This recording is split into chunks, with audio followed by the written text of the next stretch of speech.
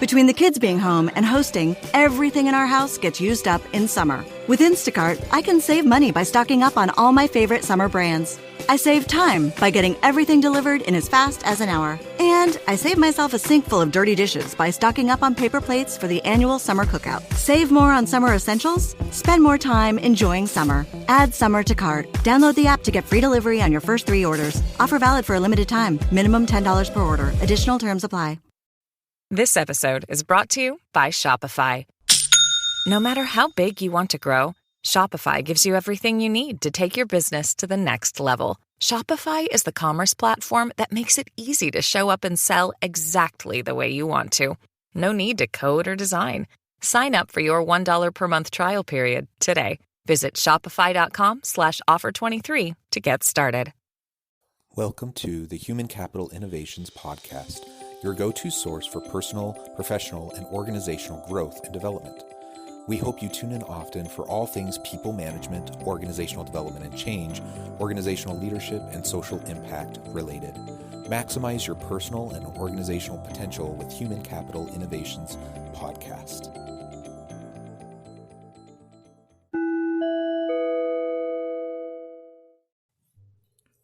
Welcome to the Human Capital Innovations Podcast. In this HCI podcast episode, I share a recent article that I wrote with Dr. Maureen Andrade, HCI Research Associate, where we examine the impacts of COVID-19 on the global economy, the role of disruptive technologies on the shifting nature of work, and how COVID-19 is accelerating us towards the shift to virtual labor.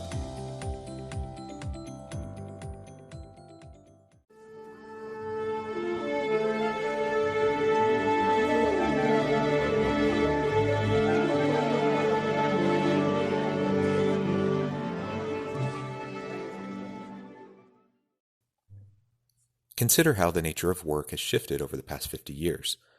With increased globalization, rapid technological advancement, and a shift in economic composition, the average jobs today look very little like the average jobs of 50 years ago.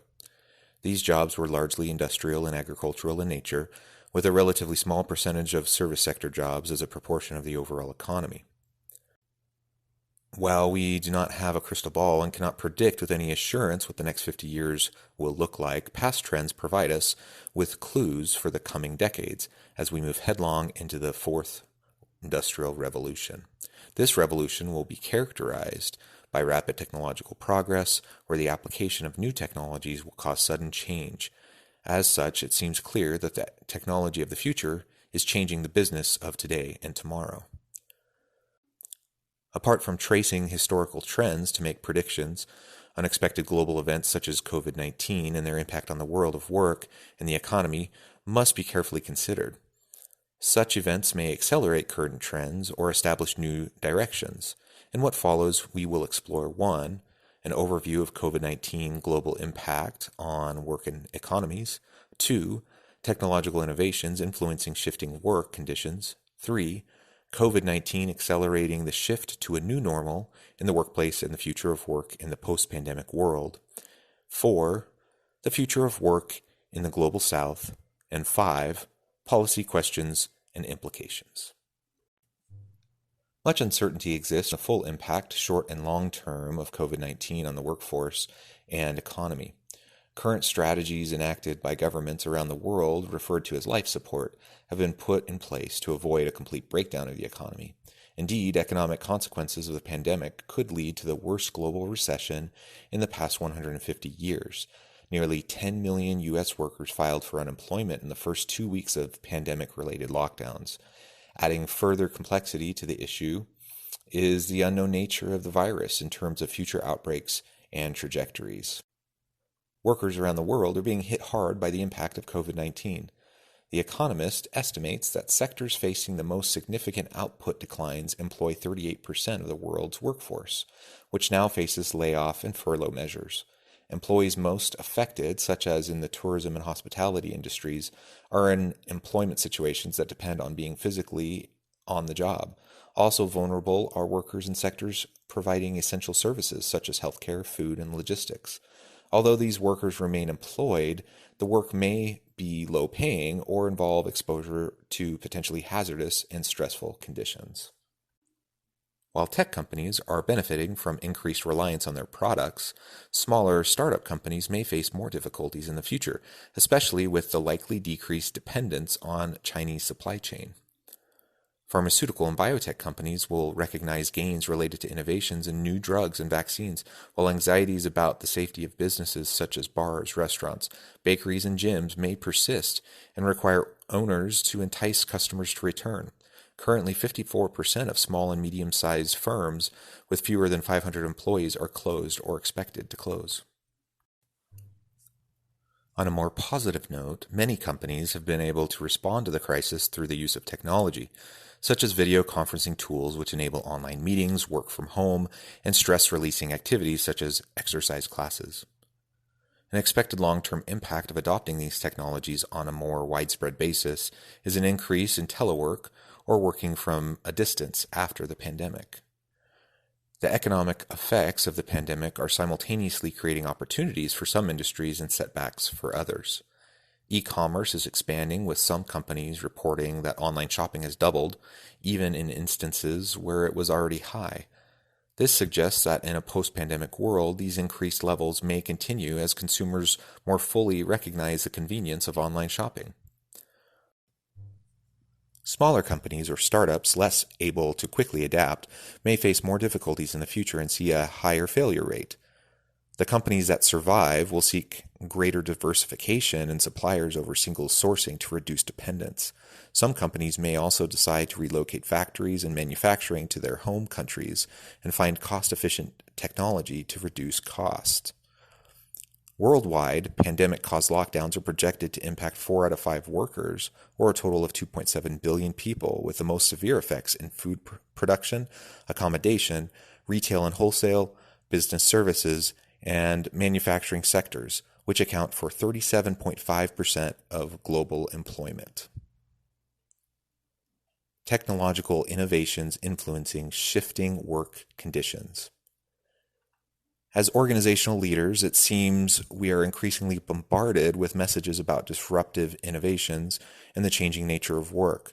While calls to prepare strategically for the future of work might sometimes seem over the top, it does not change the fact that we have seen tremendous shifts in the global economy, including the labor economy and technological innovation over the past 50 years that have had significant implications on the nature of work. So what do the next 50 years have in store for organizations and workers? How will disruptive technologies, in part fueled by the rapid decline in cost of storage and memory and the exponential growth of processing power such as robotics, electric self-driving cars, artificial intelligence and machine learning, pharmacogenetics, quantum entanglement, virtual presence, augmented reality, 3D printing, and blockchain, among many others, influence future labor markets? A recent McKinsey report suggests the collision of technological disruption, rapid emerging markets growth, and widespread aging is upending long-held assumptions that underpin strategy setting, decision-making, and management. Furthermore, recently a panel of global industry leaders predicted the following concerning the impact of technology on business leadership and the nature of work. There will be a movement from linear workflow and organizational structures to a more matrix, connected framework where leaders are involved in all activities at all times. Leaders will need to think of themselves as challengers and must assume challenge and disruption in their industry, organization, and with their workforce. Due to a growing skills gap, organizations will need to proactively catalyze a reskilling agenda within the company to create employee value, emphasizing skill sets and not just traditional jobs.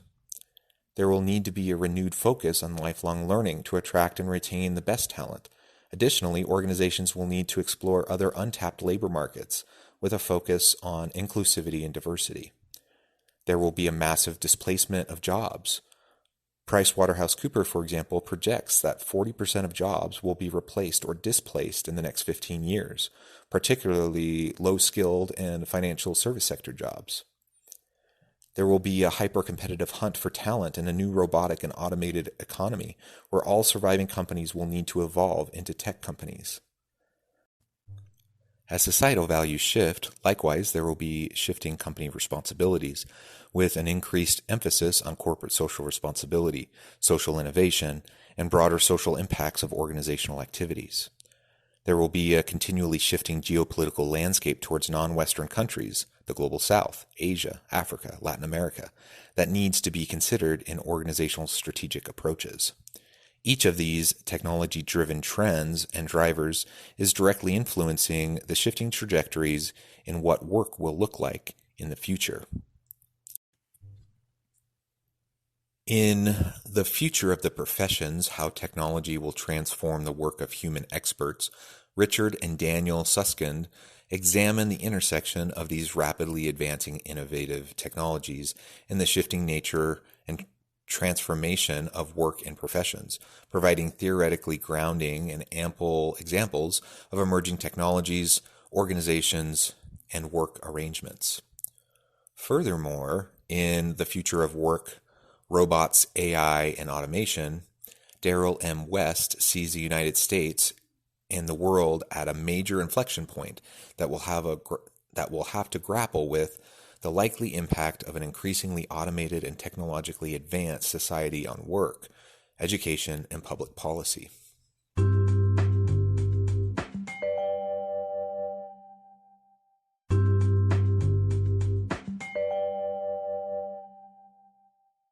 In Rise of the Robots, Technology and the Threat of a Jobless Future, Martin Ford presents an unsettling vision of a future world dominated by artificial intelligence, machine learning, and highly automated industries, where most members of the current workforce find themselves replaced by technology and machines. In other words, a jobless future.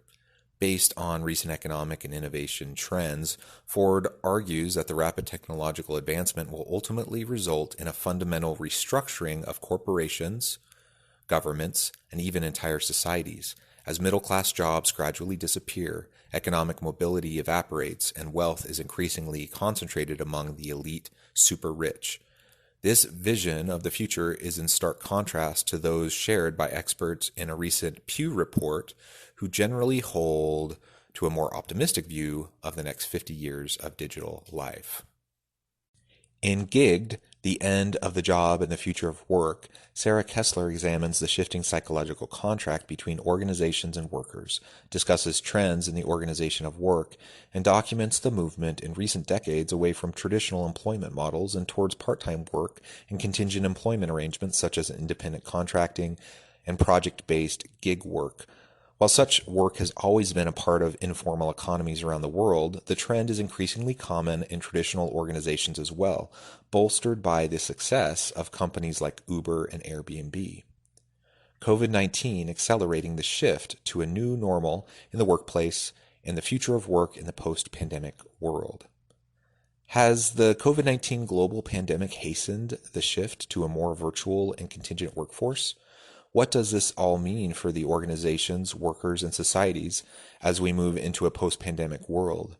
In the future of work, attract new talent, build better leaders, and create a competitive organization, Jacob Morgan argues that the world is changing at an accelerated pace and demonstrates that the way we work today is fundamentally different from how previous generations worked. He suggests that the future of work will be drastically different from what we experience today, a shift from knowledge workers to learning workers, where employees can work anytime and anywhere and can use any number of devices. Additionally, in Shaping the Future of Work, a handbook for action and a new social contract, Thomas A. Cochin acknowledges an increasingly digitized economy and examines the resulting shift in social contract with regard to work in the professions. Cochin provides a roadmap for what leaders across contexts need to do to create high-quality jobs and develop strong and successful businesses. In the next 50 years, it's already likely that we will see a continually shifting geopolitical landscape, a push towards a reskilling agenda within organizations to continually leverage the human capital value, and the displacement of jobs and the hunt for talent in a more automated economy. However, due to the impact of COVID-19, there appears to be an increased move towards a mobile and flexible labor force, where continued technological advancements will disrupt traditional organizational models and shift the very nature of work and professions. The future of work in the Global South, Asia, Africa, and Latin America. Although technological advances are sometimes viewed with fear, specifically that technology will replace jobs, technology has created new types of work that were formerly not even imagined. As we have seen with the response to COVID-19 in terms of rapid technological innovation and adoption to facilitate working from home, technology can enable global, flexible, and independent work, and in particular in the Global South. However, the impact of technological changes may be uneven, displacing some individuals while creating jobs for others. The future of work in the Global South is closely tied to technological innovation, but as these innovations evolve, attention must be paid to policies that protect workers and provide for education and training to help those workers develop the needed skills. The three areas discussed are based on research studies specific to the Global South, examining digital work and its impact in developing countries. For the Global South, new digital technologies may offer greater flexibility in work and expansion beyond local job markets. One such trend is the implementation of online gig platforms in lower-income countries. Gig platforms match employees with employers on a temporary basis to fill needs for data entry, graphic design, writing, or other tasks. These online marketplaces potentially address issues such as global disparities in labor supply and demand, low wages and unemployment, and offer benefits such as autonomy. However, policies are needed to protect workers from long hours, insecurity, and discrimination. Little evidence indicates that effectiveness of gig work as a national strategy for economic improvement, even though workers themselves report that it provides a primary source of income. Another practice with the potential to improve conditions in the Global South is global digital labor platforms, where sellers can offer freelance labor to a global market. However, supply has tended to outstrip demand, resulting in greater regulation to address discriminatory and exploitive practices. Such platforms offer outsourcing and offshoring opportunities. However, the increase in rules and regulations by platform providers is somewhat limiting the original aim of facilitation.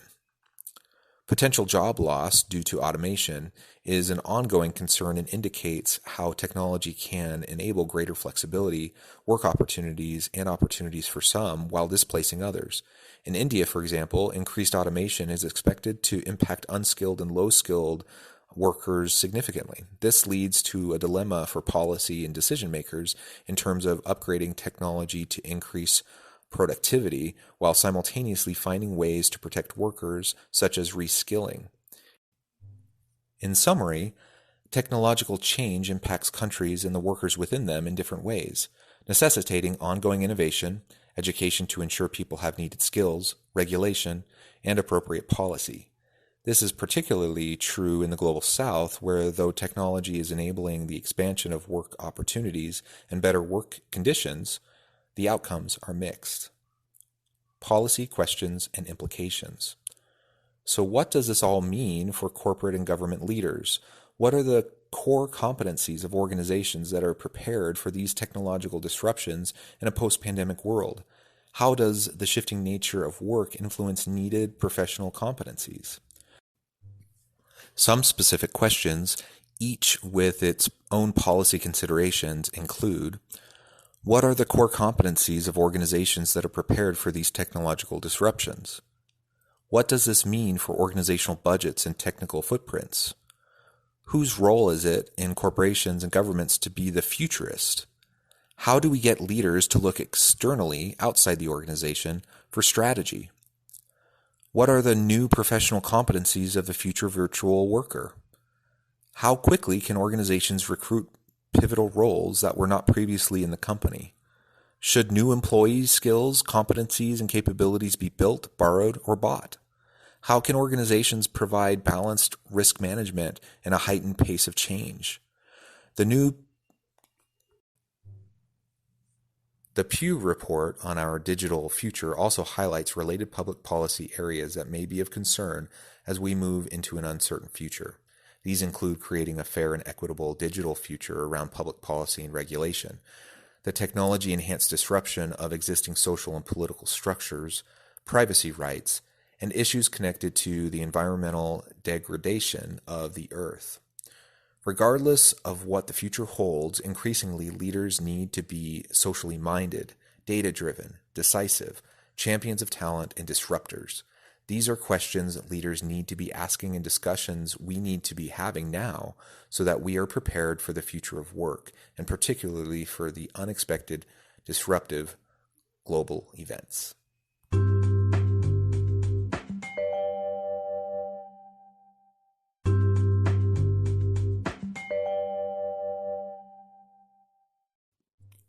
Thanks again for joining us for this episode of the Human Capital Innovations Podcast. I hope you stay healthy and safe and that you have a great week.